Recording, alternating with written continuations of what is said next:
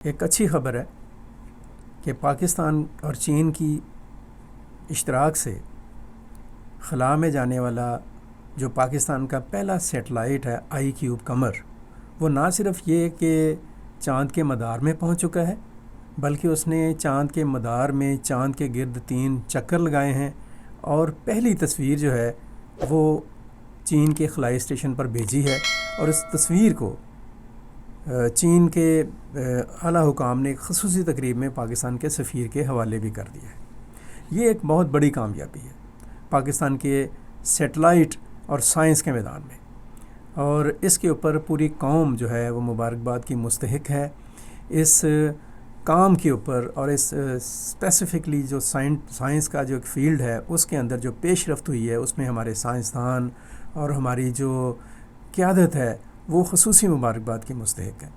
मैं बताता चलूँ कि ये चीन का जो ख़ुसूसी प्रोग्राम था उसमें 8 मुल्क, चीन के 8 दोस्त ममालिक शामिल थे जिनको ऑफ़र की गई थी कि वो आप कह लें कि फ़्री में चीन उनको चाँद के मदार तक ले जाने की में मुआवनत कर सकता है। उन 8 ममालिक ने अपने प्रोजेक्ट चीन को दिए थे।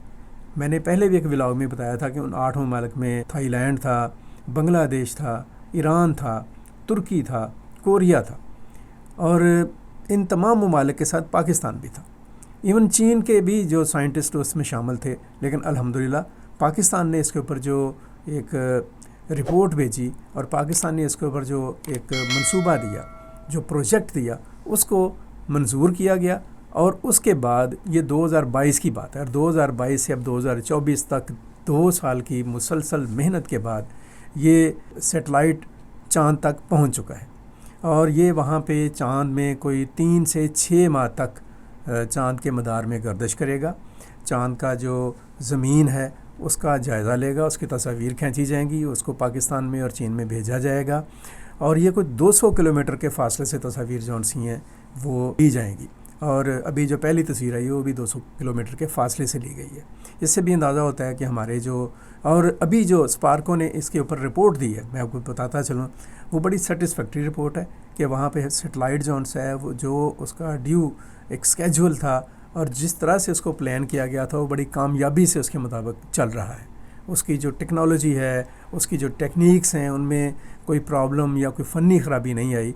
और उम्मीद इसी बात की है कि अगले आने वाले दिनों में ये जो अपना टाइम पीरियड है वो पूरी कामयाबी से मुकम्मल करेगा ये सेटेलाइट, और ये वापस आएगा और चाँद की इन तस्वीर की मदद से वहाँ का मौसम, वहाँ के ज़मीनी हालात, वहाँ का जो एक मैग्नेटिक फील्ड्स हैं चाँद की, और दीगर जो आप कह लें कि वहाँ पे जो हालात हैं और मामलात हैं, उनकी एक स्टडी में बहुत ज़्यादा ये हेल्पफुल साबित होगा।